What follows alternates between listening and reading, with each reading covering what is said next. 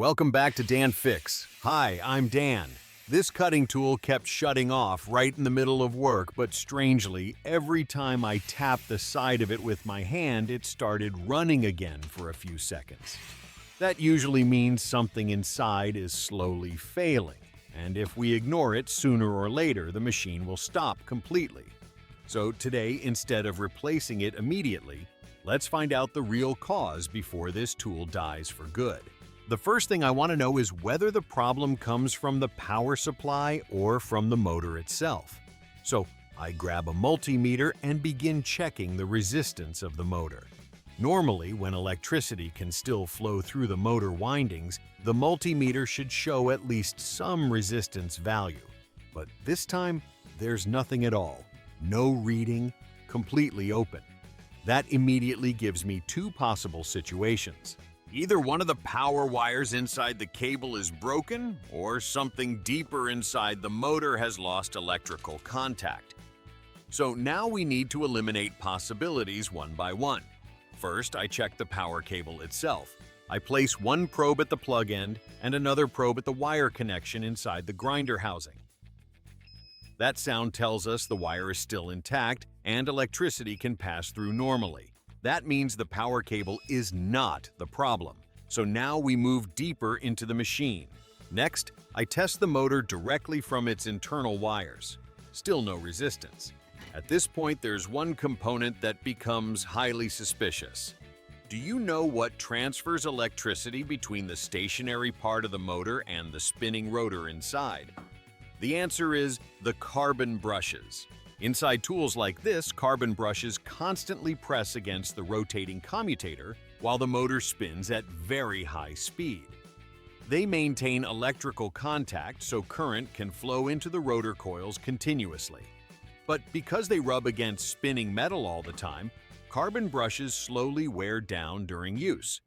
And once they become too short, the spring can no longer push them firmly enough against the commutator.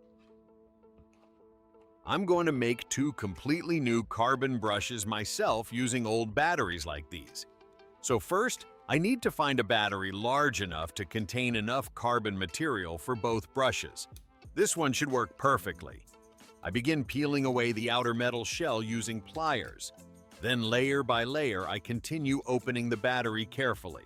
Inside old batteries, there's still chemical residue and electrolyte paste, so it's important to handle everything slowly and avoid making a mess. After removing the internal layers, the carbon rod finally appears in the center. That's exactly what we need. This carbon rod is conductive heat resistant and surprisingly durable. In many ways, it behaves very similarly to the material used in actual carbon brushes.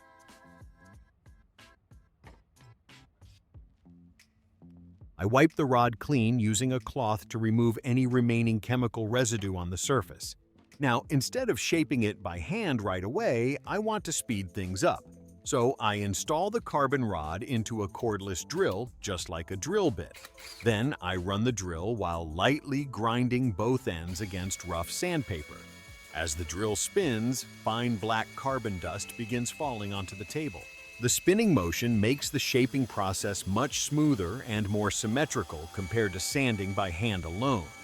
You can also hear the friction changing as the surface becomes more even.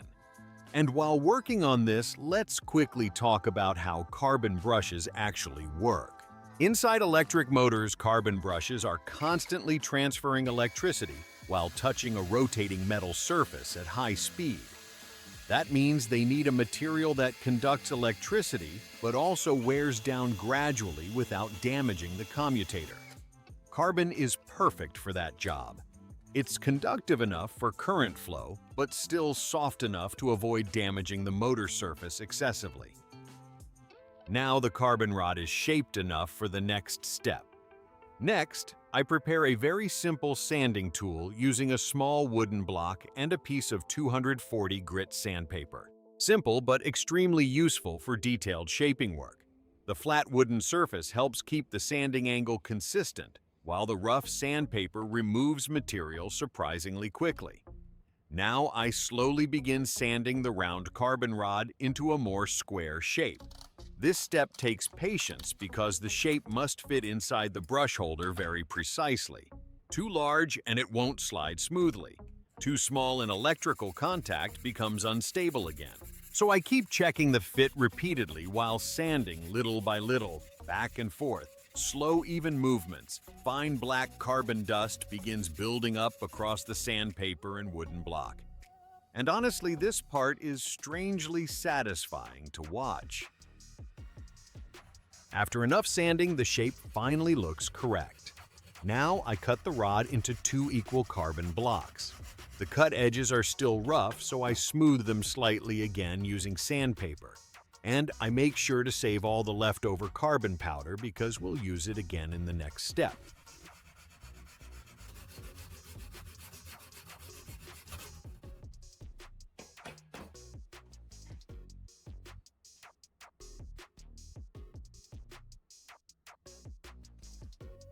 Next, I grab a small drill bit and carefully drill tiny holes into the ends of the new carbon blocks. The holes only need to be large enough for the copper wires to fit tightly inside. Carbon is brittle, so this part must be done slowly. Too much pressure can crack the entire block instantly. By the way, where are you watching from today? And have you ever repaired a power tool instead of replacing parts immediately? I always enjoy learning repair experiences from people around the world, so leave your ideas in the comments.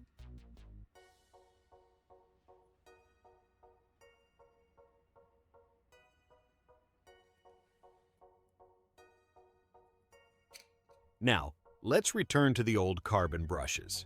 I use pliers to break away the remaining worn carbon pieces carefully so I can recover the original copper wires attached to them. These copper wires are still perfectly usable, and reusing them helps the new brushes fit back into the original holder much more easily.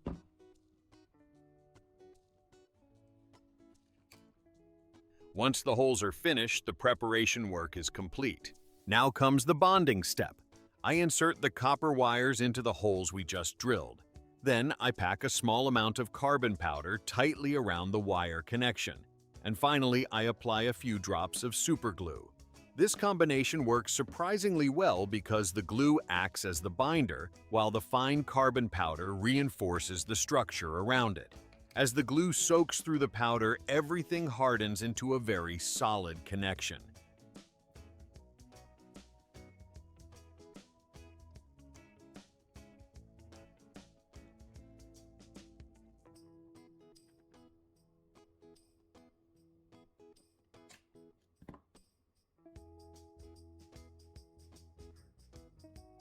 Within seconds, the entire assembly becomes rigid and strong, and now we have 2 completely new carbon brushes.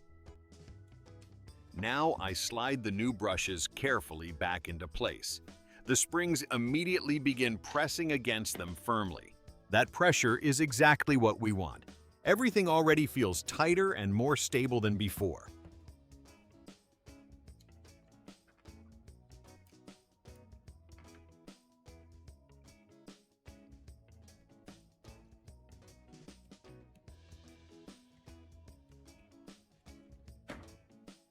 Before reinstalling them, I take a soft brush, and clean the dust buildup inside the motor housing.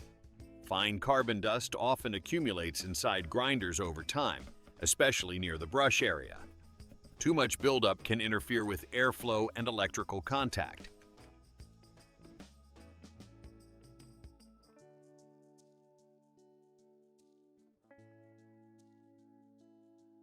So, now comes the moment of truth. I reconnect the power and press the switch. Immediately, the motor spins back to life. Smooth startup, stable sound, no cutting out anymore. And even after shaking the machine slightly, the motor continues running perfectly.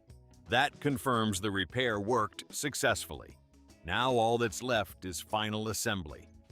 And honestly, this repair could have become surprisingly expensive if the problem had been ignored for too long.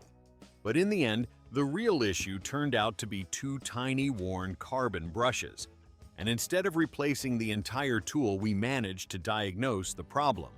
fabricate replacement parts from old batteries and bring the machine back to life again. That's one of the things I enjoy most about DIY repair work. Sometimes the problem looks serious from the outside, but once you slow down and investigate step by step, the solution becomes much simpler than expected. If you enjoyed this repair project, let me know where you're watching from and share your own repair experiences in the comments. I'd love to learn more ideas from all of you. Don't forget to like and subscribe because there are still many more useful DIY projects coming soon. Thanks for watching, and I'll see you in the next video.